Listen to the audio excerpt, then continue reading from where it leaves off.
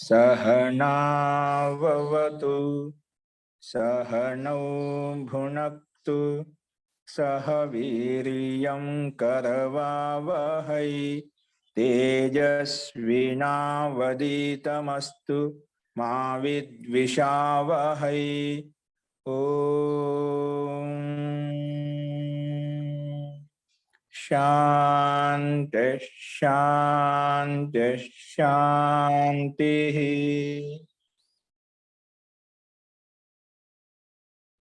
सर्वेभ्यो नमः। అందరికీ నమస్కారం అండి। నిన్న చెప్పిన పాఠంలో ఎవరికైనా సందేహాలు ఉన్నాయండి?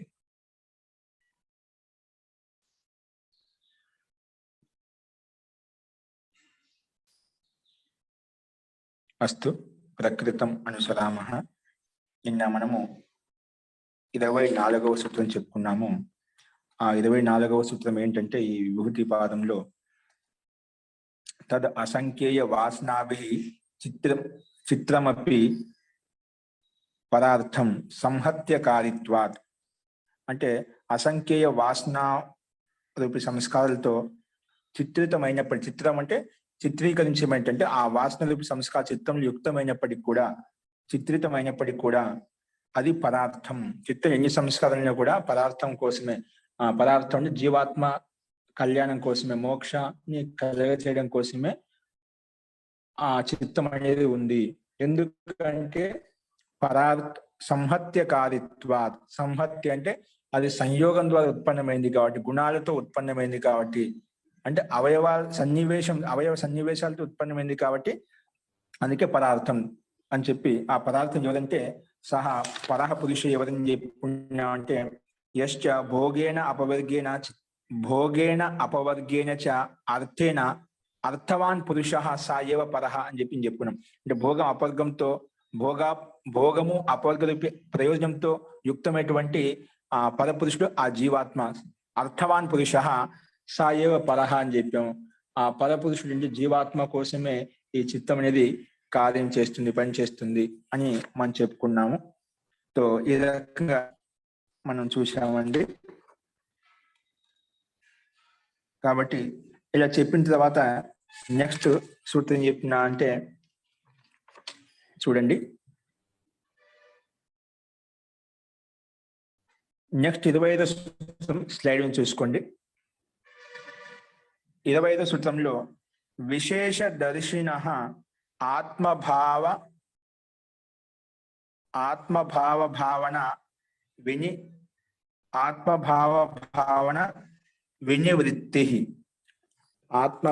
భావన వినివృత్తి అని ఇక్కడ చెప్పారు।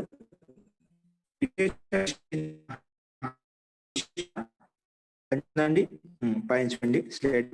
విశేష దర్శినః ఆత్మభావ భావన వినివృత్తి అంటే వినివృత్తి అన్నమాట। విశిష్టంగా నివృత్తి అవుతుందన్నమాట। వివృత్తి అంటే నివృత్తి అని తాత్పర్యము। అంటే విశేష దర్శన అంటే ఏంటంటే ఇక తాత్పర్యము వివేక ఖ్యాతి ద్వారా, వివేక జ్ఞానం ద్వారా, వివేక ఖ్యాతి అని చెప్పినాము। ఆత్మ వేరు ఆత్మ వేరు ఈ చిత్తం అంటే బుద్ధి వేరు అనేది వివేక ఖ్యాతి ఎవరికి కలిగిందో అది వివేక ఖ్యాతి అన్నమాట। వివేక ఖ్యాతి ద్వారా అంటే జీవాత్మ వేరు చిత్తంలో రెండిటికి భేదం తెలుసుకున్నాం। చిత్తం వేరు అంటే చిత్తం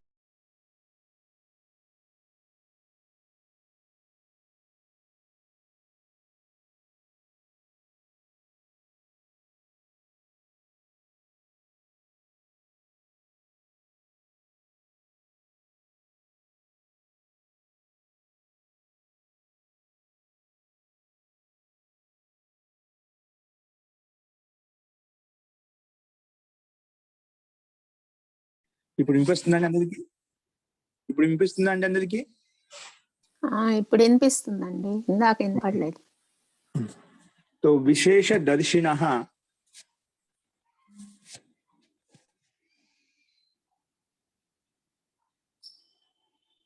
ఆత్మభావ భావన వినివృత్తి వినివృత్తి అని చెప్పాము ఇక్కడ. అంటే విశేష దర్శన అంటే వివేక ఖ్యాతి కలిగినటువంటి యోగ సాధకుడు. అంటే అతనికి ఈ చిత్తం వేరు, ఈ జీవాత్మ వేరిన భావన అతనికి స్పష్టమైంది. యథార్థంగా సమాధి ద్వారా, యోగాభ్యాసం ద్వారా అతనికి యథార్థంగా తెలిసిందో అటువంటి వ్యక్తికి ఆత్మభావ భావన వినివృత్తి అంటే ఆత్మభావ భావన అనేది ఉండదు అతనికి. ఏముందంట, అటువంటి యోగికి వివేక ఖ్యాతి, ఆత్మ వేరు, ఈ చిత్తం వేరు, ఈ బుద్ధి వేరు ఎవరైతే యథార్థంగా తెలుసుకున్నారో అటువంటి వ్యక్తికి ఆత్మభావ భావన వినివృత్తి అంటే వినివృత్తి అంటే ఆత్మభావ భావన అది తొలగిపోతుంది. ఇక్కడ ఆత్మభావ భావన అంటే ఏమిటి అది ముందు తెలుసుకోవాలి మనం.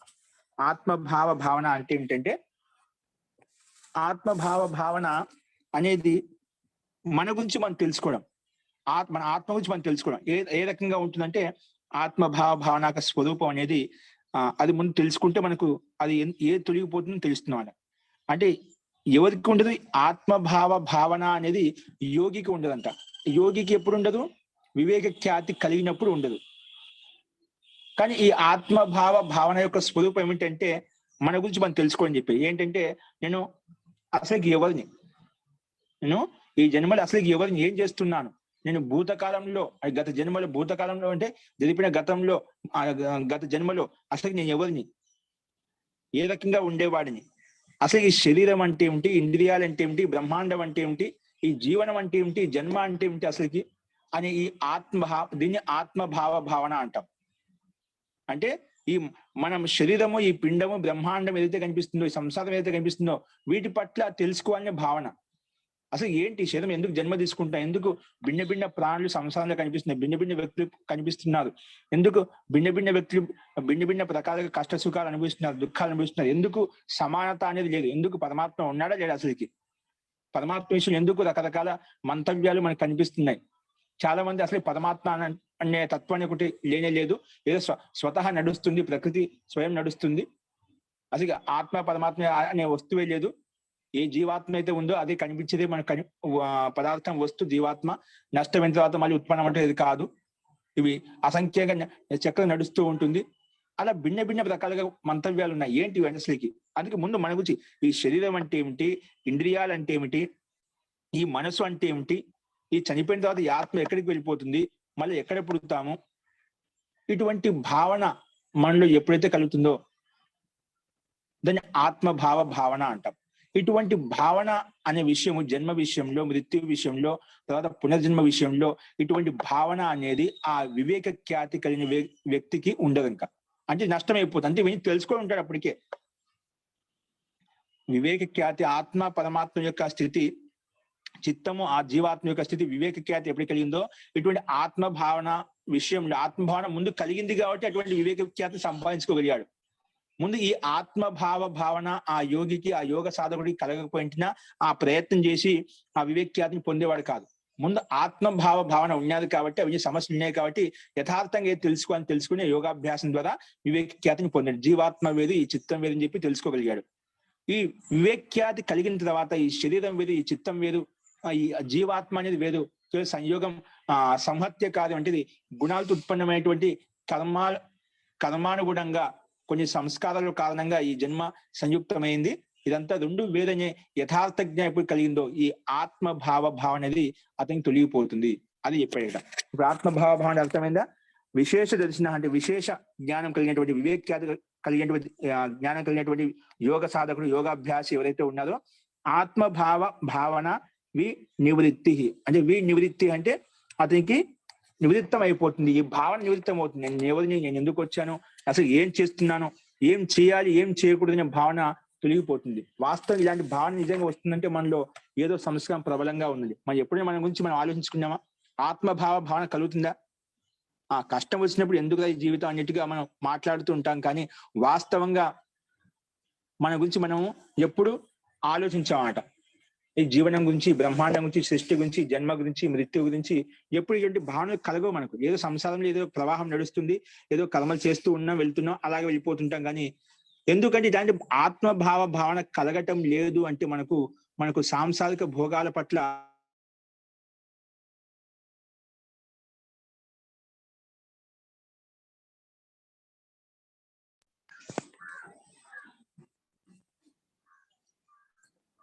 హరి ఓం. నమస్తే జీ.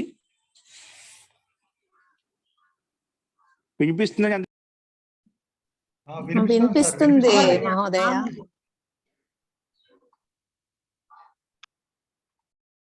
మళ్ళీ వినిపించడం లేదండి, ఇప్పుడు మళ్ళీ అన్మ్యూట్ అయిపోయింది. హరి ఓం. అందరికి వినిపిస్తుందని అందరికి మీకు? ఇప్పుడు వినిపిస్తుందండి, ఇందాక వినిపించలేదు కొంతసేపు. ఓకే అండి. సో ఈ ఆత్మభావ భావన ఎవరికి కలుగుతుందంటే, మనకు ఈ సంస్కారం గత జన్మలో ప్రబలంగా ఉన్నప్పుడు మనకి ఇటువంటి భావన కలుగుతుంది. ఈ సంస్కారం లేకుంటే భావన కలగదు. ఇప్పుడు ఆత్మభావ భావన ఎవరికి కలగదంటే, ఎవరైతే సాంసారిక విషయ భోగాల పట్ల ఆసక్తి ఉందో, ఇటువంటి విషయాలన్నీ, ఇటువంటి ఆధ్యాత్మిక విషయాలన్నీ, ఆత్మ పరమాత్మ అన్న, మనసు అన్న, శరీరం అన్న, ఇవన్నీ వాటి గురించి ఆలోచన అనేది రాదు వాళ్ళకు. ఎందుకంటే భోగాల్లో ఒక సాధనంగా చూస్తుంటే, ఒక యంత్రంలాగా చూస్తుంటే దాన్ని ఎలా ఉపయోగించుకోవాలని చూస్తుంటే, అంటే భోగరూపి సంస్కారాలు, విషయ వాసన సంస్కారాలు ప్రబలంగా ఉన్నాయి కాబట్టి వాటి పట్ల ఆసక్తి ఉంటుంది. అలాగే ఇటువంటి విషయాల ఆత్మభావ భావన అనేది వాళ్ళకు కలగదు అసలుకి. ఎవరికైతే ఇటువంటి సాంసారిక విషయాల పట్ల ఆసక్తి తక్కువగా ఉందో అప్పుడు ఆత్మభావ భావన కలుగుతుంది. ఎవరికైతే ఆత్మభావ భావన కలిగినప్పుడు నేను ఎవరిని తెలుసుకోవాలి జిజ్ఞాస కలిగినప్పుడు దానికోసం తెలుసుకుని దాని అనుకూలమైన గ్రంథాలను అధ్యయనం చేసి, మోక్ష శాస్త్రానికి సంబంధించిన గ్రంథాలను అధ్యయనం చేసి వాటికి అనుకూలమైన గ్రంథాలను అనుసారంగా ఆచరిస్తూ యోగాభ్యాసం ద్వారా వివేక్యాతిని పొందడం కోసం ప్రయత్నం చేస్తాడు. ఆత్మ పరమాత్మ తెలుసుకోవడం కోసము ప్రయత్నం చేస్తూ ఉంటాడు అనమాట. అంటే నాలో ఉండే అవిద్య ఏమిటి, అంధకారం అంటే ఏమిటి అనే విషయాన్ని తెలుసుకొని యథార్థంగా ఏవైతే చేయాలో ఆ కర్మలు చేసుకుంటూ ముందుకు వెళ్ళిపోతూ ఉంటాడు. కాబట్టి ఇటువంటి భావన నివృత్తి అనేది, ఆత్మభావన నివృత్తి అనేది ఆ విశేష దర్శన విశేష దర్శనం చేసినటువంటి వివేక్యాతి కలిగినటువంటి యోగాభ్యాసం ఎవరైతే ఉన్నారో అతనికి ఈ భావన అనేది ఉండదు, తొలగిపోతుంది అని చెప్పాం. ఓకే, ఇప్పుడు స్పష్టమైన సూత్రాలతో విశేష దర్శన ఆత్మభావ భావన నివృత్తి, విశేషంగా విశిష్ట రూపంగా నివృత్తమైపోతుంది. అతను ఇంకా అవసరం లేదు, క్లారిటీ వచ్చేసిన యథార్థం తెలిసింది. ఇది శరీరం అస్వరమైంది, ఈ బ్రహ్మాండం అనేది మనకు కేవలము ముక్తి ప్రాప్తి కోసమే భగవంతుడు కల్పించాడు. ఈ మాధ్యమం బ్రహ్మాండం సహాయంతో, ప్రకృతి సహాయంతో జీవాత్మ పరమాత్మ వైపు తెలుసుకోవాలి. అక్కడే నిత్యానందం, శాశ్వత ఆనందము, ముక్తి, మోక్షం అనేది మనకు కలుగుతుంది అని చెప్పి యథార్థంగా ఉంటుంది. కాబట్టి ఇక్కడ సాంసారిక సుఖాన్ని ఈ సంసారంలో సుఖం ఏదైతే ఉందో అది మోక్ష సుఖంలో, ధ్యాన సుఖంలో వచ్చే సుఖానికి పోల్చి చూస్తే అసలుకి లేశ మాత్రం కూడా లేదు అని చెప్పి యథార్థంగా వివేక ఖ్యాతి ద్వారా తెలుసుకున్నాడు. కాబట్టి దీన్ని త్యాగం చేసి మోక్షం వైపు వెళ్ళడానికి కోసం ప్రయత్నం చేసి అటువైపు ముందుకు వెళ్తూ ఉంటాడు యోగాభ్యాసి, యోగ సాధకుడు. జీ, ఎవరు ఏదో అంటున్నారు? ఇప్పుడు యోగ సాధకుడికి ఆత్మభావ భావన ఉండదు మహోదయ, అంతేనా? ఉండదండి. ఎందుకు ఉండదు? ఎందుకంటే అంత తెలుసుకున్నాడు కాబట్టి. ఆత్మ వివేక్యాతి కలిగింది అనమాట. వివేక్యాతి కలిగింది కాబట్టి ఈ భావన ఉండదు అనమాట. మనకి ఇప్పుడు ఇవంతా చదువుతున్నా అంటే మనకి ఆత్మభావ భావన ఉంది. ఏంటి అసలు ఈ ఆత్మ పరమాత్మ ఏదంటే మనం చదువుతూ ఉన్నామట. ఈ విషయం ఆత్మభావన కలుగుతుంది కాబట్టి మనం ప్రయత్నం చేస్తున్నాం. ప్రయత్నం ద్వారా మన యోగాభ్యాసం ద్వారా మనం కూడా ఇటువంటి స్థితిని వివేక్యాతి కలిగినప్పుడు ఈ భావన తొలగిపోతుంది. అంటే ముందుకు వెళ్ళిపోతున్నాడు, అంటే ముందు స్థితిలో ఉన్నాడు అనమాట తను. అంటే ఆత్మాభిమానం అన్నా ఆత్మభావ భావన అన్నా ఒకటే మహోదయ, అది మళ్ళీ వేరు వేరే. ఆత్మాభిమానం దాన్ని కలిపోతుంది మన ఇక్కడ. ఆత్మభావన అంటే మీకు సాత్విక వృత్తితో ఆలోచించేటువంటి చింతన అనమాట. అసలు నేను తెలుసుకో. ఆత్మాభిమానం అంటే అక్కడ అభిమానం వస్తుంది, అవిద్య వచ్చేస్తుంది, మళ్ళీ అహంకారం వచ్చేస్తుంది. ఇక్కడ అహంకారంతో లేదు. అసలు ఈ సృష్టి, బ్రహ్మాండం, పిండము, మృత్యు అంటే, మోక్షం అంటే, ఆత్మ పరమాత్మ అంటే ఏదో చెప్తూ వింటూ వస్తున్నాక చేసి యథార్థంగా ఏంటి అది తెలుసుకోవాలని మీకు జిజ్ఞాస అనేది ఇక్కడ ఆత్మభావ భావన. ఓకేనా? ఇదే విషయాన్ని కొంచెం వివరంగా మనకు వ్యాస భాషను చెప్పారు. చూడండి, నీటి కనిపిస్తుంది ఇక్కడ. యథా ప్రావృషి త్రినాంకురస్య ఉద్భేదేన తద్ బీజ సత్తాం అనుమీయతే. ఏం చెప్పండి? యథా ఎలాగంటే యథా ప్రావృషి అంటే ఇక్కడ వర్షాకాలంలో, వర్షాకాలంలో త్రినాంకురస్య, త్రిన అంటే ఘాస్ అంటే గడ్డి పూస, గడ్డి పేడ పొలాల్లో ఎక్కడెక్కడైనా వర్షాలు పడ్డప్పుడు అనుకోకుండా మనం విత్తనాలు ఎక్కడ వేయలేదు, కానీ ఆ గడ్డి మొలకెత్తేస్తుందో వర్షం పడగానే, అదేనమాట త్రినం అంటే గడ్డి పూసలు అనమాట. త్రినాంకురస్య, అంకురం అంటే ఉత్పన్నం అవుతుంది. త్రినాంకురస్య ఉద్భేదన, ఏ విధంగా ఉత్పన్నమై అది పై మొలకొస్తుందో తది బీజ సత్తాం అనుమేయతే. దీన్ని బట్టి ఏమర్థం అవుతుందండి? ఇప్పుడు మనకి ఈ ఇప్పుడు వర్షం రానంతసేపు బీజాలు లోపల ఉంటాయి. రోడ్ల మీద చూస్తుంటాం, మన పొలాల్లో చూస్తుంటాం, ఎక్కడైనా కానీ ఆ వర్షం వచ్చేసరికి ఎక్కడుండి అన్ని మొలకెత్తాయండి. దీన్ని బట్టి ఏం అర్థమవుతుందండి, అక్కడ తద్ బీజ సత్తా అనుమీయత, తద్ బీజ సత్తా అనుమీయత. అక్కడ బీజం ఉన్నది అంటే, బీజం అంటే విత్తనం ఉన్నది కాబట్టి ఆ మొలక వచ్చింది. విత్తనం లేకుండా రాదు కదా, కారణం లేకుండా కార్యం రాదు. మనకు కనిపించలేదు, కానీ దానికి అనుకూలమైనటువంటి వాతావరణం అంటే వర్షం రావడం వలన అది ఉత్పన్నమైంది. దీన్ని బట్టి ఏమవుతుంది, అక్కడ బీజం ఉందా అని చెప్పి అనుమానంగా తెలుస్తుంది మనకు ఆ మొక్కను బట్టి. డైపర్లు వల్ల కూడా డైపర్లు అది బీజ సత్తాం అనుమీయత. అందుకే అక్కడ బీజం ఉందంటే విత్తనం ఉందని చెప్పి మనం అనుమానిస్తామట.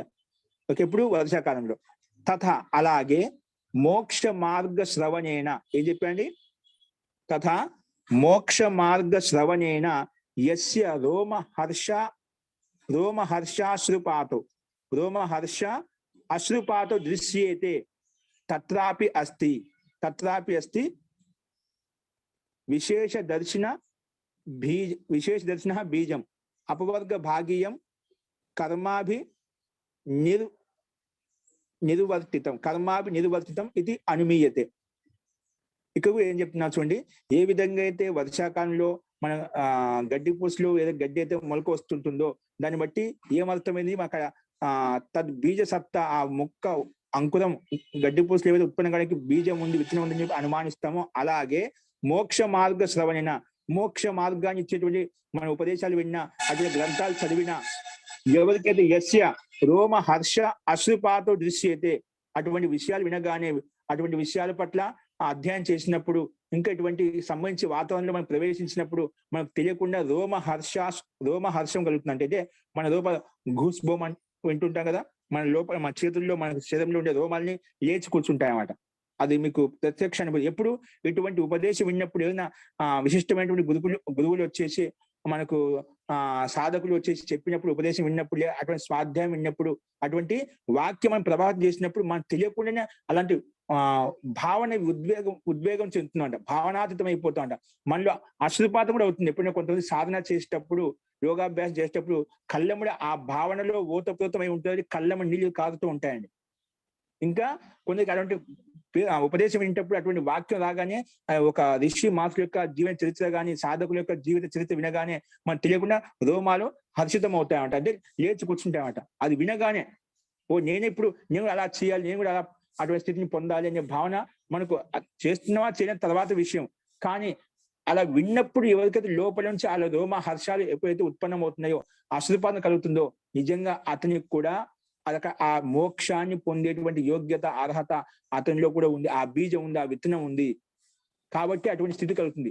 ఏ విధంగా అయితే వర్షం రాగానే లోపల మనకు కనిపించిన బీజం అనేది ఆ వర్షం రాగానే ఏ విధంగా మొలకెత్తుందో, దీన్ని బట్టి మనం అక్కడ బీజం ఉందని అనుమానిస్తామో, అదే విధంగా ఇటువంటి ఉపదేశాలు విన్నప్పుడు, ఇటువంటి గ్రంథాలు అధ్యయనం చేసినప్పుడు ఎవరికైతే అలాంటి భావన కలుగుతుందో, భావన ఉత్పన్నం కానీ మనం ఏ స్థితిలో ఉన్నా వేరే విషయం, కానీ భావన ఉత్పన్నమైనప్పుడు మనలో రోమాలు హర్షించాలనుకోండి, అశ్రుపాతం కలుగుతుంది అనుకోండి, నిజంగా అతనిలో కూడా మోక్షాన్ని పొందేటువంటి యోగ్యత ఉంది అని చెప్పి స్పష్టంగా మనకు మహర్షి వ్యాస్ చెప్తున్నాడు. చాలా మంది కనిపిస్తుంటుంది. అందుకే అటువంటి ఉపదేశాలు విన్నప్పుడు తెలియకుండానే నేను కూడా సంసారం వద్దు, నాకు ఏం వద్దని చెప్పి నేను కూడా ఆ ముక్తిని పొందాలి, ఆ యోగాభ్యాసం చేసుకోవాలి అనే భావన కనీసం కలుగుతుందన్నమాట. మనం చేస్తామా చేయమా అది వేరే విషయం, పక్కన పెట్టింది. కానీ ఎప్పుడైతే ఆ శబ్దం వినగానే, ఆలంబన రాగానే, మనకి ఎప్పుడైతే లోపల ఆంతరిక ప్రేరణ వల్ల ఏవైతే ఆ క్షణ కాలంలో మనకి ఏవైతే భావన కలుగుతుందో, ఆ భావన కలిగిందంటే అక్కడ ఆ బీజం ఉంది, ఆ సంస్కారం ఉంది. గత జన్మలో మోక్ష ప్రాప్తి కోసం యోగాభ్యాసం చాలా ప్రబలంగా చేశావు కాబట్టి ఇప్పుడు కొన్ని సంస్కారాల వల్ల, కొన్ని బాధ్యతల వల్ల దాంట్లో లీనమై ఉన్నాం కాబట్టి మనకు అలాంటి అవకాశం కలిగలేదు. కానీ ఆ బీజం అయితే నీలో ఖచ్చితంగా ఉంది. అందుకే అటువంటి రోమహర్షాలు నీకు ఉత్పన్నం అవుతున్నాయి, గూస్ బంప్స్ అనేటివి లేచి కూర్చుంటాయి అన్నమాట. కాబట్టి దీన్ని బట్టి మనలో కూడా మోక్ష ప్రాప్తిని పొందేటువంటి సంస్కారం చాలా ప్రబలంగా ఉందనేది మనకు స్పష్టంగా అర్థమవుతుంది. కాబట్టి మనకు అది ప్రతి ఒక్కరికి ప్రత్యాత్మ వేదనీయమైన స్థితి అండి. ఇది మీకు తెలుస్తూ ఉంటుంది. ఇప్పుడు ఎవరైనా ఇక్కడే కాదు, ఎక్కడైనా కూడా ఏ గురువులు చెప్పినా మనలో అటువంటి భావన కలిగింది అనుకోండి, నేను కూడా ఇలాంటి స్థితిని పొందాలి, నేను యోగాభ్యాసం చేసుకోవాలి అనే భావన ఎవరికైతే కలుగుతుందో అటువంటి స్థితి ఎవరికైతే కలుగుతుందో అటువంటి వ్యక్తికి అందరూ కూడా మోక్ష ప్రాప్తిని పొందేటువంటి యోగ్యత, అటువంటి విత్తనం, అటువంటి సంస్కారం అనేది ప్రబలంగా ఉందని చెప్పి మనం అర్థం చేసుకోవాలి. కాబట్టి అందుకే అటువంటి వాళ్ళ వ్యక్తులు కూడా ప్రయత్నం చేస్తూ ఉండాలి. అటువంటి భావన అందరికీ రాదు, అది జన్మ జన్మాంతర సంస్కారం ప్రబలంగా ఉంటేనే అలా అనిపిస్తుంది అని మనకి ఇక్కడ ప్రత్యక్షంగా అనిపిస్తుంది. తథా అలాగే మోక్ష మార్గ శ్రవణ, వీరికి విన్న మాత్రంతోనే, శ్రవణైన వీరికి మనం చదవలేదు, ఏం చేయవు, శ్రవణం మాత్రంతోనే మనకి ఇలాంటి స్థితి కలుగుతుంది, రోమహర్షాలు ఉత్పన్నమవుతున్నాయంటే ఆ సంస్కారం ఉంది. ఎందుకంటే అక్కడ శబ్దం వినగానే ఇక్కడ మన ప్రతి సంవేదన కలిగిందంటే ఏంటండి, ఆ సంస్కారం లేకపోతే ఆ సంవేదన కలగదనమాట. ఎక్కడో శబ్దం చెప్తేనా ఏ గురువో ఏ సాధకుడు యోగాభ్యాసం చేసినటువంటి వ్యక్తి ఆ వ్యక్తి శబ్దాలు ఉపదేశించినప్పుడు మనలో ఆ భావన కలిగిందే, ఆ రోమహర్షాలు ఉత్పన్నమవుతుంది, ఆశ్రపాదం కలుగుతుందంటే ఎక్కడో శబ్దం అనేది ఇక్కడ మనలో స్పందన కలుగుతుందంటే ఆ సంస్కారం లేనిది, గత జన్మలో ఆ మోక్ష ప్రాప్తి యోగాభ్యాసం యొక్క సంస్కారం లేనిది మనం అలాంటి అభ్యాసం చేయకపోతే ఇటువంటి భావన కలగదు, స్పందన అనేది కలగదు అనమాట. కలుగుతుంది అంటే మనం కూడా మోక్షానికి అధికారము, మనం కూడా యోగాభ్యాసానికి, ముక్తిని పొందడానికి, ఆత్మ పరమాత్మ యొక్క దర్శనం చేసుకోవడానికి అధికారం. ఎవరికైతే అలాంటి సంస్కారం, ఇలాంటి భావన కలుగుతుంది, నిజంగా వాళ్ళు పరమాత్మకి అత్యంత దగ్గరలో ఉన్నారు, ఏదో ఒకదో ఖచ్చితంగా వాళ్ళు ఆ గమ్యస్థానం చేరుకుంటారు. కాబట్టి మనకు స్పష్టంగా మోక్ష మార్గ శ్రవణైన, శ్రవణం మాత్రంతో యస్య రోమహర్ష అశ్రుపాత దృశ్యత, ముఖ్యమైన బిందు ఇది, మనం ఇది ఒకటి గుర్తుపెట్టుకోవచ్చు. రోమహర్ష అశ్రుపాత దృశ్యత కనిపిస్తాయో తత్రాపి అస్తి, అక్కడ కూడా ఉందంట. ఏంది? విశేష దర్శన బీజం. విశేష దర్శనం అంటే విశేషంగా దర్శనం చేసుకున్నా కూడా గత జన్మలో నీకు అనుభవం, ఆ సంస్కార అనుభూతి ఉంది, అందుకే అటువంటి అనుభూతి మీకు కలుగుతుందట, అటువంటి సంస్కారం ఉద్భుతం అవుతుందన్నమాట. విశేష దర్శన బీజం అపవర్గ భాగీయం. అపవర్గ అంటే ముక్తి వైపు వెళ్ళేటువంటి ఆ బీజం నీలో కూడా ఉంది, అపవర్గ భాగీయం. ఎందుకు? కర్మాభి నిర్వృత్తం, అది నీ కర్మల ద్వారా ఉత్పన్నం చేసుకున్నామాట. గత జన్మలో ఆ కర్మలు చేశావు కాబట్టి అటువంటి బీజం ఉంది కాబట్టి ఆలంబనం రాగానే ఉత్పన్నమైంది. ఇప్పుడు మనము ఏం చెప్పాను, ఒక బీజము పొలాల్లో కావచ్చు, మార్గంలో కావచ్చు, వర్షం రాగానే అది మొలకెత్తుంది. కానీ మళ్ళీ వర్షం పడకపోతే ఏమవుతుందండి, మొలకెత్తినా కూడా మళ్ళీ వర్షం పడకపోతే అక్కడే అణిగిపోతుందన్నమాట. మళ్ళీ అక్కడే, కానీ బీజం ఉందని తెలిసిందన్నమాట, అక్కడ అణిగిపోతుంది. అలాగే ఇప్పుడు అలా కంటిన్యూ మనం యోగాభ్యాసం చేస్తూ ఉన్నాం అనుకోండి, అది అట్లే వృద్ధి చెందుతూ పైకి వెళ్ళిపోతూ ఉంటుంది అన్నమాట. అలాగే మనం కూడా ఆ సంస్కారం ఉందంటే దాన్ని అట్లే కంటిన్యూ చేసుకుంటూ, ఆ యోగాభ్యాసం చేసుకుంటూ విద్యను ఆర్జించుకుంటూ పోతూ ఉన్నామంటే మనం ముక్తి వైపు అతి త్వరలో వెళ్ళిపోవచ్చు. కాబట్టి ఇదంతా ఎలా కలిగింది? కర్మాభి నిర్వృత్తం అంటే నీ కర్మల ద్వారా నువ్వు సంపాదించుకునే స్థితి అన్నమాట. కర్మల ద్వారా సంపాదించుకునే స్థితి వల్ల, యోగానుష్ఠానం వల్ల గత జన్మలో అలాంటి సంస్కారం ఉంది కాబట్టి ఇలాంటి రోమహర్ష అశ్రుపాతం నీలో కలుగుతుంది. కాబట్టి దీన్ని బట్టి కర్మాభి నిర్వృత్తం అనుమీయతే, అలాంటి కర్మలు గత జన్మలో చేసినావు కాబట్టి ఆ సంస్కారం ఉంది కాబట్టి ఇది కూడా అనుమానంగా తెలుసుకోవచ్చు. ఏ విధంగా లౌకిక ఉదాహరణ ప్రకారంగా ఈ విధంగా చూసామో అలాగే నీలో ఆ సంస్కారం, ఆ బీజం ఉంది కాబట్టి అలాంటి స్థితి కలుగుతుంది, అలాంటి భావన మీలో కలుగుతుంది. మీరు అందరూ ఈ రోజు నుంచి మీరు దాదాపు 4-5 నెలల నుంచి ఇలాంటి స్థితిలో మీకు అర్థమైనా కాకుండా ఆ సంస్కృతం వచ్చినా రాకుండా ఇలాంటి భావనలో ఓతప్రోతమై మీరు ప్రతి నిత్యం వస్తున్నారంటే ఆ సంస్కారం, ఆ బీజం లేని మీరు గత జన్మలో ఇటువంటి స్థితి కలగదండి. ఈ పుణ్య జనరేషన్లో ఎవరికో చాలా మందికి భిన్న పనులు, చాలా మంది రకరకాల వృత్తుల్లో ఉంటారు. ఆయన అవన్నీ వదిలిపెట్టి కూడా మీరు ఇక్కడ వింటున్నారంటే ఆ సంస్కారం లేనిది మీలో గత జన్మలో అసలు ఇలాంటి భావన కలగదండి. మీకు భావన మీలో ఉంది కాబట్టి దాన్ని పొందడం కోసం ఆత్మ అంటే పరమాత్మ తెలుసుకొని జిజ్ఞాస ఉంది కాబట్టి ఆ గత జన్మ సంస్కారం ప్రాబల్యం ఉంది కాబట్టి ఈ పుణ్యోదయం అనేది ఇప్పుడు మీకు అది ఈ రకంగా మీకు ఒక మంచి మార్గాన్ని కల్పించినమాట.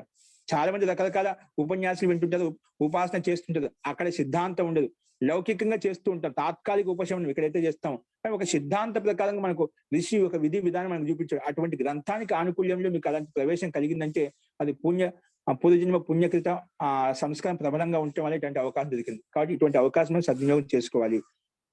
అసలు ఇదంతా కూడా మన కర్మల ద్వారా ఉత్పన్నమైంది అన్నమాట. ఆ కర్మానుగుణంగా మనకు అటువంటి వాతావరణం ఇక్కడ ఇప్పుడు ఈ జన్మలో మనకు ఉత్పన్నమైంది, ఇలాంటి అనుకూలమైన స్థితి ఏర్పడింది అన్నమాట. కర్మాభి నిర్వృత్తం అనుమీయతే, అనుమానంగా మీ కర్మలు ఉత్పన్నం చేసే మన కర్మల ద్వారా ఇలాంటి స్థితి కలిగిందని చెప్పి అనుమానం ద్వారా తెలుసుకుంటాము. కాబట్టి తస్య ఆత్మభావ భావన స్వాభావికి ప్రవర్తతే, అతనికి తస్య ఆత్మభావ భావన స్వాభావికి ప్రవర్తతే. అందుకే అతని యొక్క ఆత్మభావ భావన అనేది ఇది స్వాభావికం అనమాట. ఎవరో చెప్పింటే బలవంతం చేసింది ఏదో రాలేదన్నమాట. నిజంగా లోపల అలాంటి భావన వాస్తవంగా సత్య సంకల్పం ఉంటే అలాంటి భావన కలుగుతుంది. అందరికీ రాదు, ఇది స్వాభావికంగానే ఉంటుంది. ఏదో పరోక్షంగా ఏదో చూసి వినే మాత్రంతో రాదనమాట. చూసిన తర్వాత విన్న మాత్రం తర్వాత నిజంగా ఆయన కష్ట సుఖాలు ఉన్నప్పుడు ఇలాంటి స్థితి కలుగుతుందని చెప్పి అనుభవం ద్వారా తెలుసుకోగలుగుతాడు. కానీ ఎవరికైతే ఇలాంటి భావన కలుగుతుందో తస్య ఆత్మభావ భావన అనేది స్వాభావికంగా ప్రవృత్తమవుతుంది. కాబట్టి యస్య అభావాత్ ఇదం ఉక్తం, ఎవరికైతే ఇటువంటి భావన లేదో, అంటే ఎవరికైతే యస్య అభావాత్ ఇదం ఉక్తం, ఎవరికైతే భావన ఉండదో అప్పుడు ఏమవుతుంది, స్వభావం ముక్త, స్వభావం వదిలేసేసి దోషం ఏషాం పూర్వపక్షే రుచిది భవతి, ఎవరికైతే ఇటువంటి భావన ఉండదో, భావన ఉండదో, స్వభావం ముక్తం అంటే అతని యొక్క స్వాభావిక స్థితిని వదిలేసి దోషాం అంటే దోషాలను, ఏషాం పూర్వపక్షి, ఇతనికి పూర్వపక్షం ఏదైతే ఉన్నదో, పూర్వపక్షం అంటే ఆ సాంసారిక విషయాల పట్ల రుచి, ఏషాం పూర్వపక్షే రుచిది భవతి. పూర్వపక్షం ఏంటి అంటే దీనికి విపరీత స్థితి. విపరీత పక్షం ఏమవుతుంది అంటే భావన కాకుండా సాంసారిక విషయ వాసనల పట్ల ఆసక్తి కలగటం. భావన కాకుండా విపరీతంగా అనాత్మ పట్ల అంటే ఏదైతే సాంసారిక విషయాలు జ్ఞానం ఏదైతే ఉంటుందో విషయ వాసన పట్ల అదే సంస్కారం ఉత్పన్నం అవుతుంటుంది, వాటి పట్ల రుచి కలుగుతున్నమాట. అందుకే పూర్వపక్షే రుచిది భవతి, ఆ పక్షంలో విపరీత పక్షంలో రుచి కలుగుతుంది.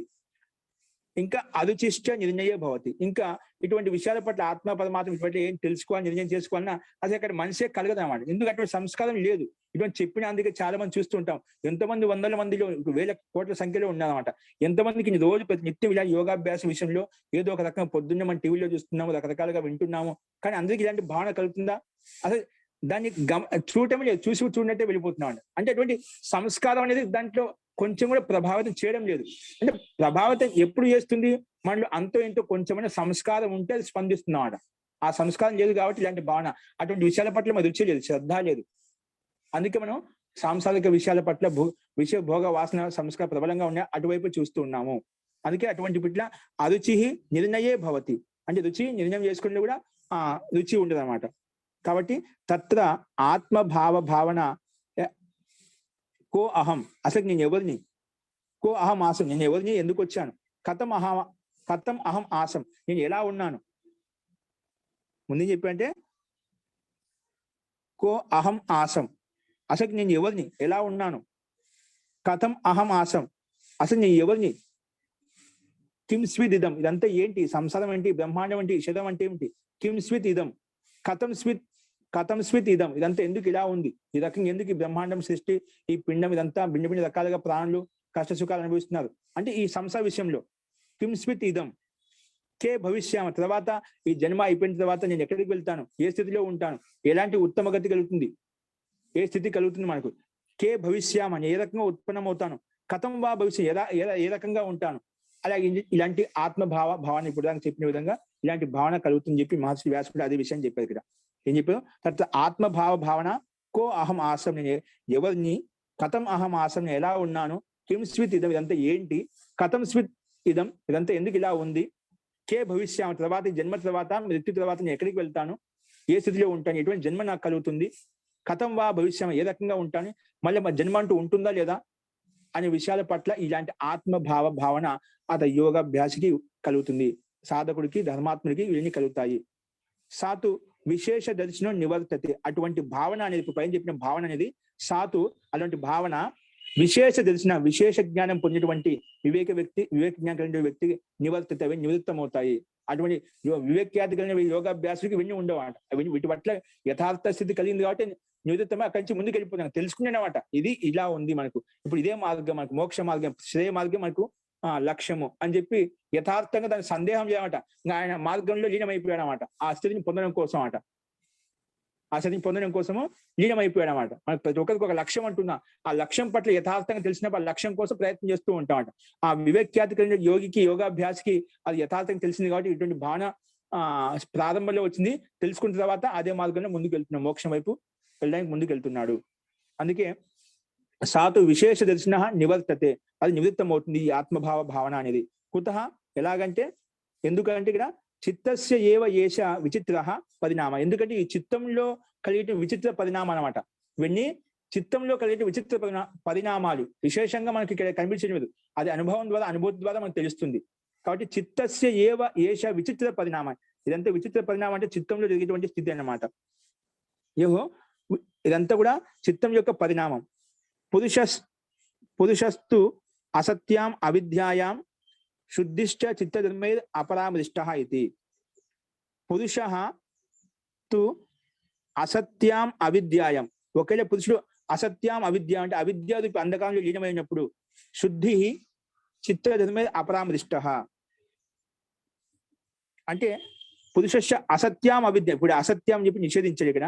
పురుషస్య అసత్యాం అవిద్య, అవిద్యకే నష్టమైనప్పుడు, అశుద్ధి తొలగిపోయినప్పుడు, అంటే అవిద్యారూపి అంధకారం తొలగిపోయినప్పుడు పురుష అసత్యం అంటే సత్తాత్మకంగా లేదు. ఏది అవిద్యాం అసత్యం, అవిద్యాన్ని లేనప్పుడు శుద్ధిష్ట అప్పుడు ఆత్మశుద్ధి కలుగుతుంది, ఆత్మ కళ్యాణం ఉంటుంది. కాబట్టి అంటే ఆత్మశుద్ధి అంటే జ్ఞానంతో యుక్తమై ఉంటాడు. కాబట్టి శుద్ధిష్ట చిత్త ధర్మైర్ అపరామృష్టః ఇది. అంటే అవిద్య లేకపోవడం వల్ల ఆ పురుషునిలో జీవాత్మలో చిత్త ధర్మాలతో పృథకంగా ఉంటాడు. చిత్తంలో ఉండే వృత్తులు ఏవైతే ఉన్నాయో ఆ అవిద్యారూపి అంధకారంతో ఆ చిత్తంలో ఉండే అవిద్య అరూపి సంస్కారాలు ఏవైతే ఉన్నాయో వాటితో దూరంగా ఉంటాడు, పృథకంగా ఉంటాడు. అపరామృష్టః చిత్త ధర్మైర్ అపరామృష్టః ఇది. అంటే చిత్తంలో ఉండే ధర్మాలు అధర్మరూపి సంస్కారాలు ఏవైతే ఉన్నాయో, పుణ్యరూపి సంస్కారాలు ఏవైతే ఉన్నాయో వాటితో దూరంగా ఉంటాడు. ఎందుకు? పురుషస్య అసత్యం అవిద్యాయం శుద్ధి. ఆ అవిద్యారూపి అసత్యం అని అవిద్యారూపి అజ్ఞానం అనేది తొలగిపోయినప్పుడు అప్పుడు ఆత్మశుద్ధికి ఉంటుంది. యథార్థ జ్ఞాన స్థితిలో వివేక వైరాగ్యం ఉంటుంది, జ్ఞాన ప్రకాశం ఉంటుంది. కాబట్టి చిత్త ధర్మైర్ అపరామృష్టః చిత్తం యొక్క ధర్మాలతో దూరంగా ఉంటాడు, వేరుగా ఉంటాడు, దాని యుక్తమే ఉంటాడు. ఎందుకు? వివేక్యాతి కలిగిపోయింది కదా. అన్న ఆత్మ వేరు, ఈ శరీరం వేరు, చిత్తం వేరు. కొన్ని సంస్కార వాసనలు వాటిని తొలగించుకోవాలి. వాటిని తొలగించుకోవడం కోసం యోగాభ్యాసం చేయాలని చెప్పి అతనిలో పూర్తిగా లీనమైపోయాడు అనమాట. అందుకే చిత్త ధర్మైర్ అపరామృష్టః చిత్తం యొక్క ధర్మాలతో దూరంగా ఉండి ఆ యోగాభ్యాసం చేస్తూ ఉన్నాడు. కాబట్టి తతో అస్య ఆత్మభావ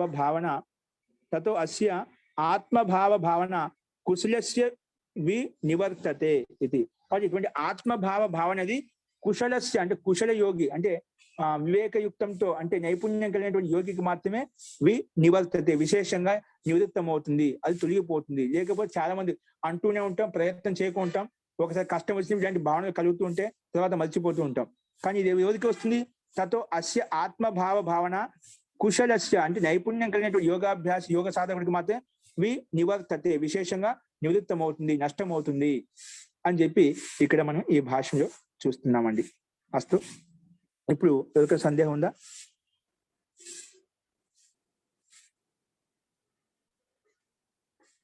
అదిగో ఇందులో ఎవరికైనా సందేహం చెప్పండి, అంటే ముందుకు వెళ్దామండి.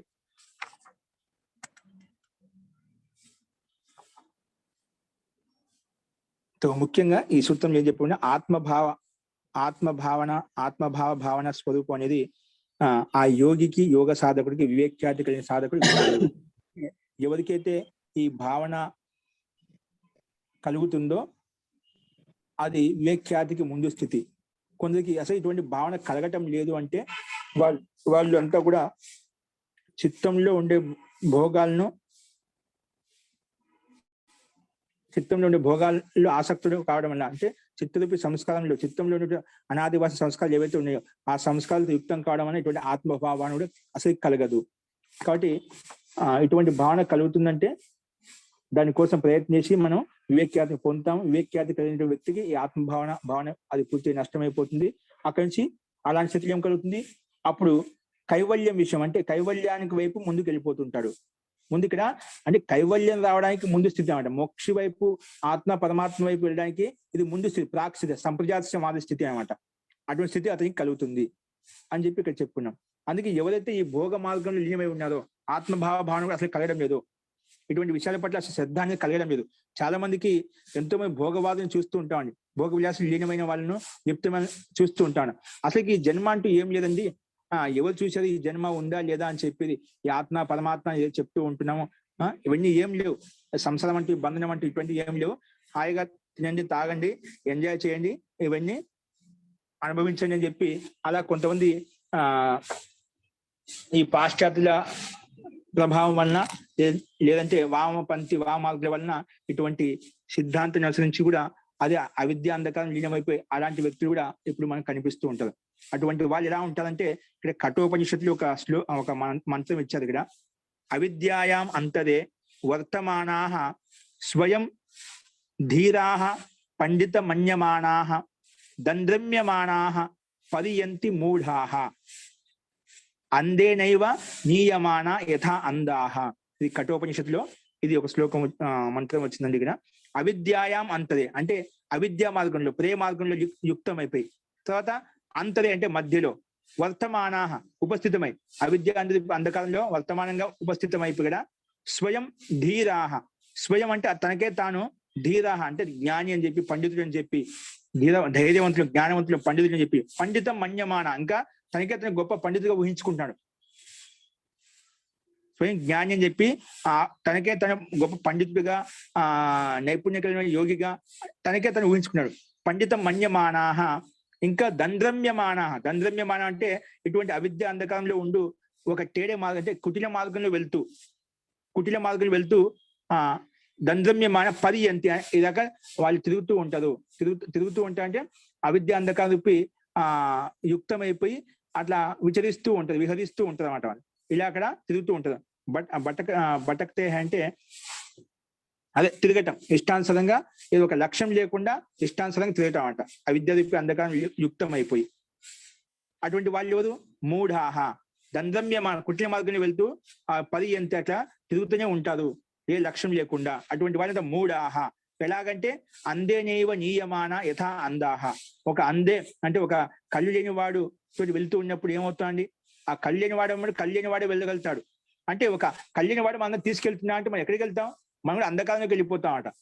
ఇప్పుడు జ్ఞాని పురుషులను తెలుసుకోకుండా అంధకారం అవిద్యాయుక్తమైనప్పుడు అందే నియమానం, ఒక అంధ ద్వారా అంటే కళ్ళని వాడి ద్వారా తీసుకెళ్తున్నటువంటి మనం అంతా కూడా మనం కళ్ళని వాళ్ళగానే ఉంటాం. కళ్ళు ఉన్నప్పుడు కూడా అంధకారంలో వెళ్తున్నామంటే, అంధకారం రూపీ సంస్థాన్ని వెళ్తున్నామంటే మనం కూడా అవిద్య అంధకారం యుక్తమైనాం కాబట్టి అదే సంస్థాన్ని మనం ఇరుక్కుపోతున్నాం అట. కాబట్టి అందేనైవ నీయమాన యథా అందాహ, అందే ద్వారా కళ్యాణి వాటి ఇలా తీసుకెళ్ళబడుతున్నాడో అలాగే మనం కూడా వాడిలాగానే మనం కూడా అవిద్య అంధకారంలో ఉన్నాం కాబట్టి అలాగా మనం అటువైపు మొదకు చూపుతున్నాం, అటువైపు వెళ్తున్నాము. కాబట్టి అది అవిద్య అంధకారంలో ఉన్నప్పుడు ఇటువంటి స్థితి కలుగుతుంది. కాబట్టి భావన కలిగిందనుకోండి, మన వాటి గురించి తెలుసుకొని ఆ వివేక్యాతి కోసం ప్రయత్నం చేసి మనం ముందుకు వెళ్తూ ఉంటాము. ఇప్పుడు మళ్ళీ చూడండి కింద ఏం చెప్పాడు. అటువంటి స్థితి తర్వాత ఏం కలుగుతుంది, ఈ భావన నివృత్తం అయిపోయిన తర్వాత అటువంటి యోగికి చిత్తం ఏ రకంగా ఉంటుంది అది చెప్తున్నారు ఇక్కడ. చూడండి నెక్స్ట్ చిత్రం చూడండి. తదా వివేక నిమ్నం కైవల్య ప్రాగ్భారం చిత్తం. తదా వివేక నిమ్నం చూడండి ఇక్కడ స్లైడ్ చూడండి. అప్పుడు ఏమవుతుంది, ఇప్పుడు మనం చెప్పుకున్నాం కదా, అతనికి నివృత్తి అంటే విశేషంగా వివేక్యాతి కలగడం వలన అనాత్మ విషయ జిజ్ఞాసని నివృత్తం అయిపోతుంది. అంటే ఆత్మభావన కలిగిందంటే ఆత్మ విషయ జిజ్ఞాసని దాంట్లో సందేహం లేదు, ఆత్మ విషయంలో ఆత్మ పరమాత్మ విషయం సందేహం లేదన్నమాట. నిశ్చితమైన జ్ఞానం కలిగింది కాబట్టి, యథార్థమైన జ్ఞానం కలిగిందో దానికోసం ప్రయత్నం చేస్తున్నాడు. భావన నష్టమైంది. అప్పుడు అటువంటి స్థితి, అటువంటి స్థితిలో ఆ యోగిక చిత్తం ఏ రకంగా ఉంటుందంటే అది చెప్తున్నాడు. అప్పుడు వివేక జ్ఞానం వివేక నిమ్నం కైవల్య ప్రాగ్భారం చిత్తం. అప్పుడు ఆ చిత్తం ఎలా ఉంటుందంట, వివేక నిమ్నం అంటే వివేక జ్ఞానంతో యుక్తమైంది కాబట్టి వివేక నిమ్నం అంటే వివేకం వైపు ముందుకెళ్ళిపోతూ ఉంటుందన్నమాట. అటువైపు ప్రవహిస్తూ ఉంటుంది, అటువైపు వివేకయుక్తంగా ప్రయత్నం చేస్తూ ముందుకు వెళ్ళిపోతుందంట. అప్పుడు వివేక నిమ్నం అంటే వివేక జ్ఞానం అయిపోయినప్పుడు వివేక మార్గం వైపు వెళ్తూ ఉందన్నమాట. అప్పుడు అటువంటి స్థితి ఎలా ఉంటుంది, కైవల్య ప్రాగ్భారం చిత్తం అంటే మోక్ష ప్రాప్తిని పొందడానికి సామర్థ్యం యుక్తమైపోయి అలాగా ఆ చిత్తం యుక్తమై ఉంటుంది. వివేక నిమ్నం అంటే వివేకం వైపు వెళ్తూ, అంటే ఆ వివేకం వైపు మొగ్గు చూపింది, అంటే ప్రకాశం వైపు వెళ్తూ ఎలా వెళ్తుంది, కైవల్య ప్రాగ్భారం కైవల్యాన్ని ఇచ్చేటువంటి కైవల్య సామర్థ్యాన్ని పొందేటువంటి కర్మలు ఏవైతే ఉన్నాయో అభ్యాసం ఏదైతే ఉందో అటువైపు ముందుకు వెళ్ళిపోతూ ఉన్నాడు. కైవల్య ప్రాగ్భారం కైవల్యం వైపు భారం అంతా వివేక జ్ఞానం అంతా అటువైపు వెళ్తుంది. అటువంటి అలాగా చిత్తం యుక్తమై ఉంటుంది. కాబట్టి ఆ వివేక జ్ఞానంతో యుక్తమైనటువంటి వ్యక్తి వివేక నిమ్నం వైపు వెళ్తూ ఉంటాడు. వివేకం అంటే ఇంకా ప్రకాశయుక్తమైనటువంటి ఇంకా సూక్ష్మంగా లోపలికి వెళ్తూ ఉంటాడు. తర్వాత అలాగా ఆ చిత్తం ముక్తికి సామర్థ్యం ఇచ్చేటువంటి యోగ్యతతో యుక్తమై ఉంటుందని చెప్పి ఇక్కడ మనకు స్పష్టంగా అర్థమవుతుంది. కాబట్టి అంటే బుద్ధి జీవాత్మ యొక్క భేదాన్ని తెలుసుకున్న తర్వాత ఆ చిత్తం అనేది వివేకం వైపు వెళ్తూ ఉంటుందన్నమాట. అంటే మోక్ష ప్రాప్తిని కలిగించేటువంటి మోక్షాన్ని కలిగించేటువంటి సామర్థ్యంతో యుక్తమై ఉంటుంది ఆ చిత్తము అని చెప్పి ఇక్కడ చెప్పారు. అదే విషయాన్ని కింద కూడా తదానిం యదా అస్య చిత్తం విషయ ప్రాగ్భారం అజ్ఞాన నిమ్నం ఆసీత్ తదానిం యస్య చిత్తం ఎప్పుడైతే ఈ యోగిక చిత్తం అనేది విషయ ప్రాగ్భార అంతకంటే ముందు స్థితిలో విషయ వాసన యుక్తమై అటువైపు వెళ్ళేదో ఇప్పుడు అజ్ఞాన నిమ్నం ఆసిత్ అంటే విషయ ప్రాగ్భారం అంటే విషయాల పట్ల ఎప్పుడైతే లీనమై ఉన్నదో అప్పుడు ఎక్కడ ఉన్నది అజ్ఞాన నిమ్నం ఆసిత్. ఇప్పుడు కైవల్య ప్రాగ్భారం అని చెప్పినా అప్పుడు అజ్ఞాన నిమ్నం అంటే అజ్ఞానం అంధకారం వైపు వెళ్తూ ఉండేది అనమాట. కానీ ఇప్పుడు తద్ అస్య అన్యతా భవతి. అటువంటి యోగికి ముందు ఏ స్థితి ఉన్నది అది కాకుండా అన్యత అని వేరే విధంగా తద్ అన్యతా భవతి. ఏ రకంగా కైవల్య ప్రాగ్భారం వివేక జ్ఞానం నిమ్నం. కైవల్యం అంటే విషయ వాసన రూపి సంస్కారాలు లేవు కాబట్టి అటువంటి మొగ్గు చూపడం లేదు కాబట్టి ఇప్పుడు అన్యథా భవతి. ఆ యోగిక జ్ఞానం అనేది ప్రకాశం అనేది ఎలా వెళ్తుందంటే ఎటువంటి మార్గంలో వెళ్తుందంటే కైవల్య మార్గం వైపు వెళ్తుంది. ఆ వివేక జ్ఞానం అనేది కైవల్య ప్రాగ్భారం జ్ఞాన నిమిత్తం. కైవల్య ప్రాగ్భారం వివేక జ్ఞానం ఇది. ఆ వివేక జ్ఞానం అనే స్థితి ఏదైతే ఉందో చిత్తం ఏదైతే ఉందో వివేకంతో యుక్తమైనటువంటి చిత్తం అనేది కైవల్యం వైపు ముందుకెళ్తూ ఉంది. అలాగా ఆ చిత్తం ఆ సామర్థ్యంతో మోక్షాన్ని ఇచ్చేటువంటి సామర్థ్యం యుక్తమై ఉంటుందని చెప్పి 26 సూత్రంలో మనం చెప్పుకున్నాం. ఫస్ట్ ఇందులో సందేహం ఉందండి? నెక్స్ట్ చూడండి మళ్ళీ ఏం చెప్పారంటే మహోదయ శుద్ధి చిత్త ధర్మైరపరామృష్ట. అపరామృష్ట అంటే అర్థం ఏంటి?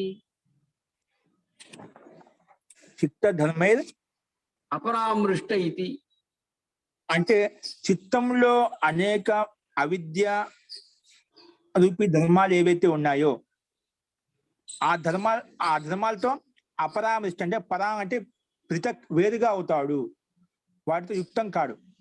చిత్త ధర్మేద అపరామృష్ట. పరా అంటే దూరంగా వెళ్ళిపోతాడు అంట, వేరుగా అయిపోతాడు. పరామృష్ట అపరా నా పరా అపరా. అపరామృష్ట దూరంగా వెళ్ళిపోతాడని అర్థం, వేరుగా అయిపోతాడు.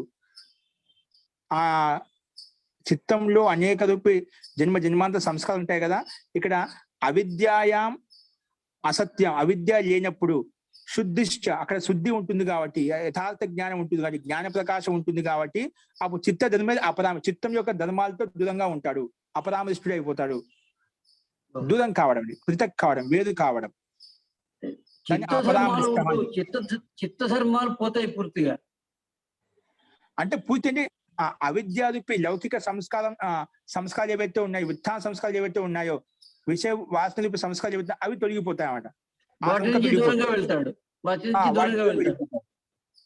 ఎందుకు? అవిద్యాయం అసత్యం, అవిద్య తొలగిపోతుంది కాబట్టి అసత్యం లేనప్పుడు ఆ చిత్తంలో అవి. ఎందుకంటే చిత్తంలో అవి జ్ఞానయుక్త సంస్కారాలు ఏమైనా చిత్తంలో ఉంటాయి, అజ్ఞానయుక్తమైన సంస్కారం చిత్తంలోనే ఉంటాయన్నమాట. రెండింటిని మోస్తుంది. కాబట్టి ఇవి ప్రాబల్యం వచ్చినప్పుడు ఆ సంస్కారం లౌకిక సంస్కారం యొక్క ఆలోచనలు ఏవైతే ఉన్నాయో, ధర్మాలు ఏవైతే ఉన్నాయో అవి వాటితో అపరామృష్టుడు అవుతాడు, దూరం అయిపోతాడు, వేరే అయిపోతాడు. అది దీని యొక్క తాత్పర్యం అండి. అందుకే అసత్యం అవిద్యం శుద్ధి కలుగుతున్నాడు ఆత్మకి. అందువల్ల చిత్త ధర్మే అపరామృష్ట, చిత్తం యొక్క ధర్మాలతో అపరామృష్టుడు అయ్యాడు, దూరం అయ్యాడు, వేరుగా అయిపోయాడు.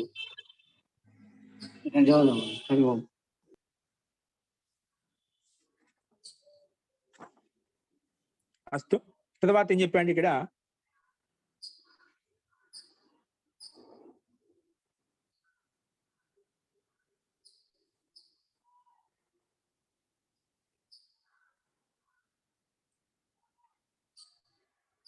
తచ్చిద్రేషు ప్రత్యాంతరాణి సంస్కారేభ్యః.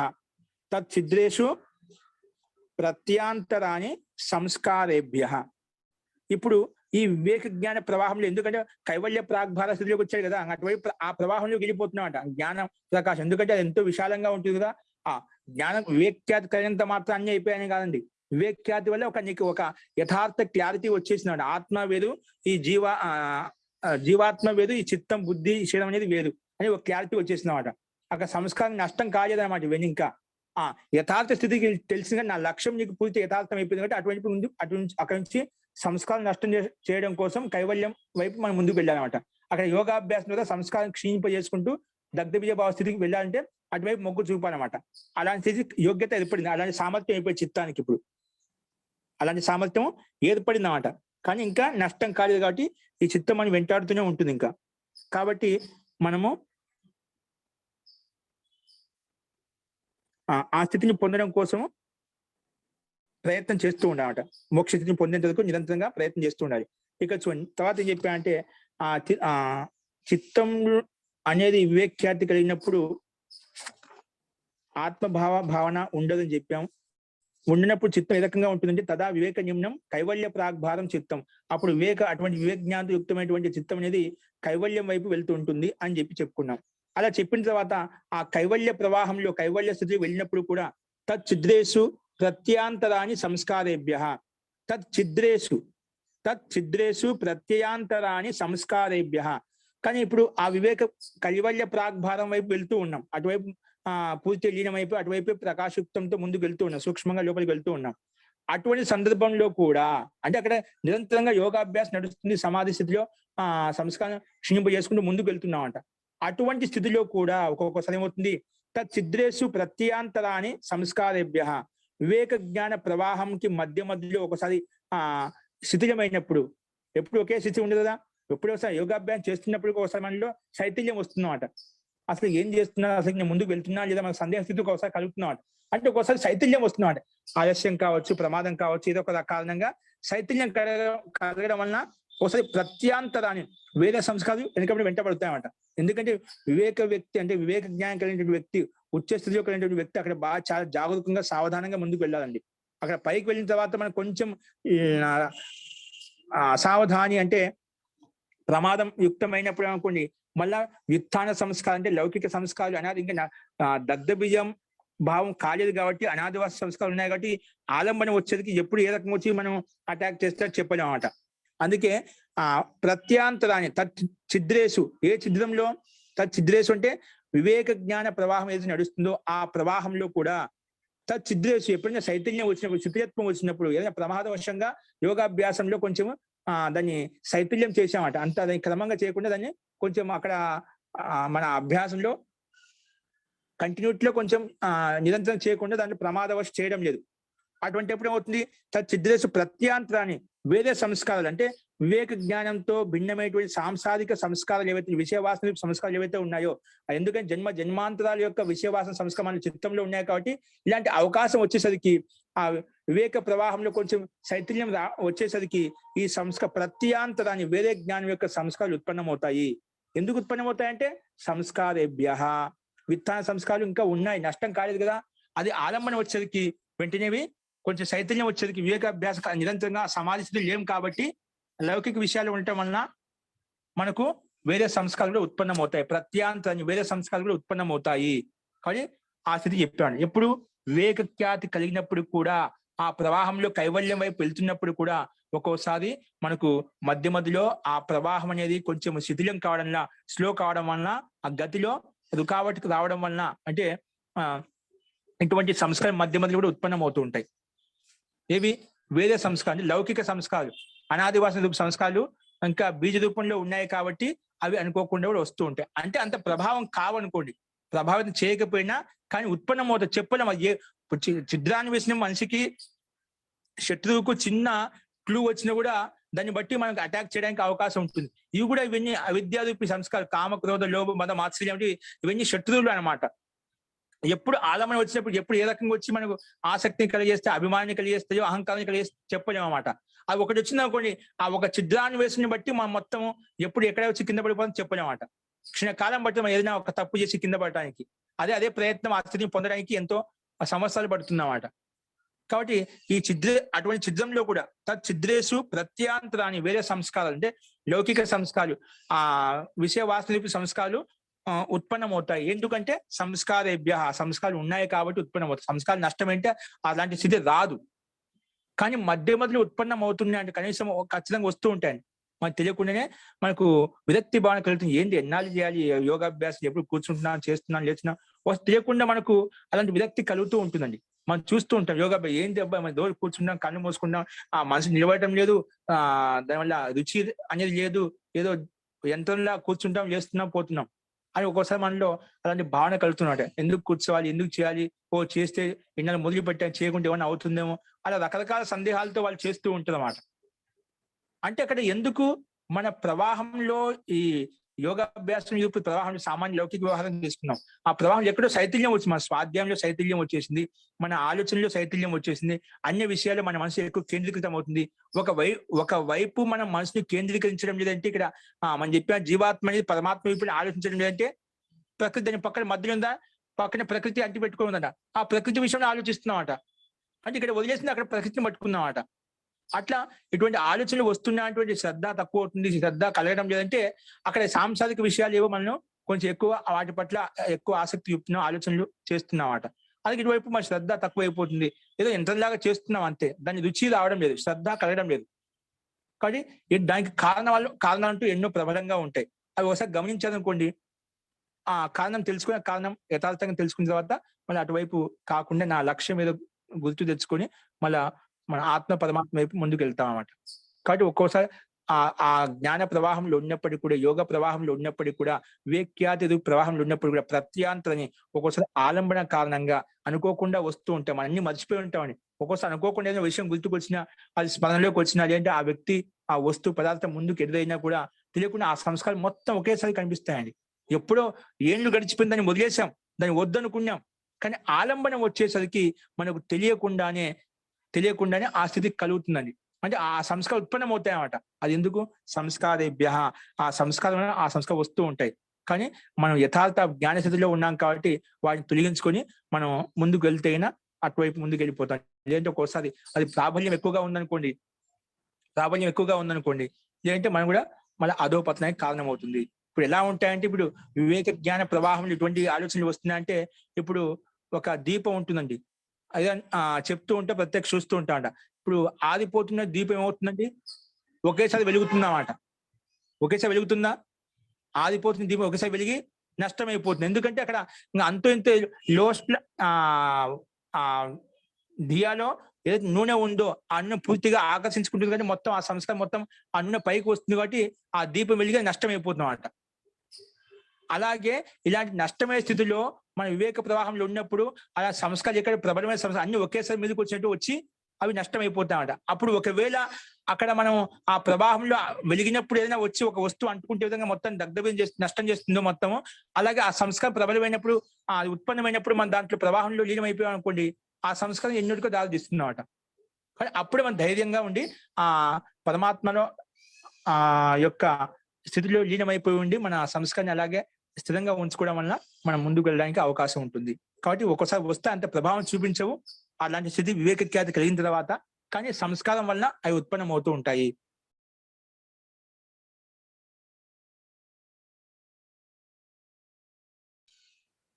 కాబట్టి మన ప్రయత్నం అంతా కూడా వివేక జ్ఞాన ప్రవాహంలో ఉన్నప్పుడు కూడా మధ్యలో ఉత్థాన సంస్కారం అంటే లౌకిక సంస్కారం ఉత్పన్నమైనప్పుడు ఆ సంస్కారం ఉత్పన్నం అవుతూ ఉంటాయి. కాబట్టి మనం జాగ్రత్తగా సావధానంగా ఉండి మనం మన యోగాభ్యాసం నిరంతరంగా ముందు తీసుకెళ్తూ ఉండాలి అని చెప్పి ఇక్కడ మనం చెప్పుకున్నామండి. అస్తు. సో అదే విషయాన్ని ఇక్కడ మనం ఒకసారి వ్యాస భాషం కొంచెం ముందు చూడండి. ప్రత్యయ వివేక నిమ్నస్య అంటే వివేక జ్ఞాన ప్రత్యయ వివేక నిమ్నస్య సత్వ పురుష అన్యతా ఖ్యాతి మాత్ర ప్రవాహిన చిత్తస్య తచ్చిద్రేషు ప్రత్యాంతరాని. వివేక జ్ఞానం కలిగినటువంటి వివేక జ్ఞానం వైపు నిమ్నం అంటే వివేక జ్ఞాన నిమ్నం అంటే ఇక్కడ అటువైపు వెళ్ళినటువంటి చిత్తం ఏదైతే ఉందో, అంటే అటువంటి యోగాభ్యాస చిత్తం ఏదైతే ఉందో, సత్వ పురుష అన్యతా ఖ్యాతి మాత్రం. సత్వ పురుషము అన్యత అంటే సత్వం వేరు పురుషం వేరు, అంటే చిత్తం వేరు పురుషం వేరు, అన్యత ఖ్యాతి కలిగిందన్నమాట. అటువంటి ఖ్యాతి కలిగిన తర్వాత అటువంటి జ్ఞాన ప్రవాహంలో వెళ్తూ ఉన్నామట. సత్వపురుష అన్యతా ఖ్యాతి మాత్ర ప్రవాహిన, ఆ ప్రవాహంలో ఉన్నప్పటికీ కూడా ప్రవాహిన చిత్తస్య అటువంటి చిత్తానికి తచ్చిద్రేషు ఆ చిత్తంలో కూడా తచ్చిద్రేషు ప్రత్యాంతరాన్ని వేరే లౌకిక సంస్కారాలు ఉత్పన్నమవుతాయి. ప్రత్యాంతరాన్ని ఏ రకమైన లౌకిక సంస్కారాలు ఉత్పన్నమవుతాయి? అస్మి ఇది నేను ఉన్నానని చెప్పి అహం అనే భావన వస్తుంది, నేను అనే భావన వస్తుంది. అస్మి ఇది మమ ఇది ఇది నాది అని చెప్పి, జానామి ఇది నాకు తెలుసు, నా జానామి ఇది నాకు తెలియదు, ఇలాంటి భావన ఇది నాది నేను అనే అహం భావన అనేది వస్తు పట్ల ఆసక్తి కలుగుతూ ఉంటుంది. ఏ రకంగా అంటే అస్మి ఇది నేను ఉన్నాను, మమ ఇది ఇది నాది, జానామి ఇది ఇది నాకు తెలుసు, నా జానామి ఇతివా ఇది అది నాకు తెలియదు. ఇలాంటి భావన వాటి జ్ఞాన ప్రవాహంలో కూడా ఇటువంటి భావన కలుగుతూ ఉంటుంది. ఏ రకంగా కుత ఎందుకంటే క్షీయమాన బీజేభ్య నష్టమవుతున్న బీజ సంస్కారాలు పూర్వ సంస్కారేభ్య ఇది క్షీయమాన బీజేభ్య నష్టమవుతున్నటువంటి ఇప్పుడు వివేక జ్ఞానం వైపు వెళ్తున్నాడు కదా, ముక్తి వైపు వెళ్తున్నా అంటే ఆ సంస్కారం నష్టం అయిపోతున్నాడు. అటువంటి నష్టం చేస్తున్నటువంటి సందర్భంలో ఇవి కూడా పూర్వ సంస్కారాల వల్ల కొన్ని ఇంకెక్కడో అణిచిపోయేటువంటి అనాదివాస సంస్కారం ప్రబలంగా ఉంటాయి. కాబట్టి పూర్వ సంస్కారేభ్య ఇది పూర్వ సంస్కారాల కారణంగా అటువంటి స్థితి లౌకిక సంస్కారాల్లో అనేవి ఒకసారి ఉత్పన్నమవుతుంటాయి. వాటిని కూడా మనము అటువంటి తెలియకుండా ఆసక్తి మమ అనే అహంకార అభిమాన స్థితి కలుగుతూ ఉంటుంది. వాటిని మనం తెలుసుకొని ఆ ప్రత్యాంతరాలు ఏవైతే వస్తున్నాయి, లౌకిక సంస్కార విషయ వాసన ఏవైతే వస్తున్నాయి వాటిని తొలగించుకోవాలి. అవి సంస్కార కారణంగా వస్తూ ఉంటాయి, వాటిని నష్టం చేసుకోవాలి అని చెప్పి ఇక్కడ మనం ఈ సూత్రంలో చెప్పుకున్నామండి.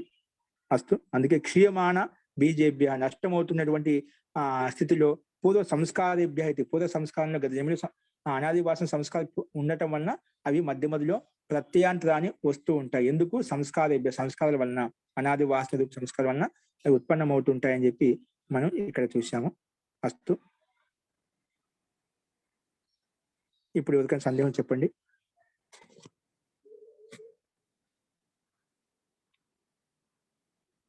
ఓకే అండి. తర్వాత 28వ సూత్రం మనం చూద్దాం. ఇక్కడ హానం ఏషాం క్లేశవద్ ఉక్తం.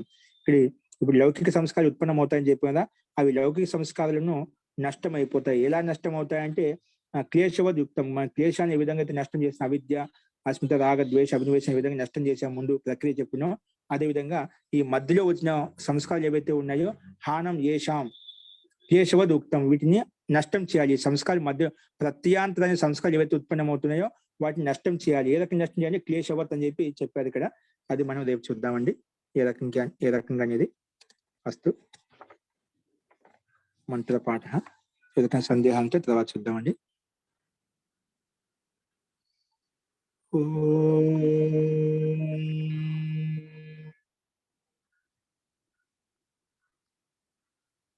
సర్వే భవంతు సుఖినః, సర్వే సంతు నిరామయాః, సర్వే భద్రాణి పశ్యంతు, మా కశ్చిద్ దుఃఖ భాగ్ భవేత్.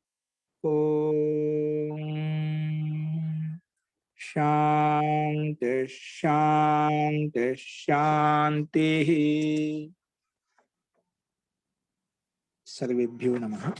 అందరికీ నమస్కారం అండి.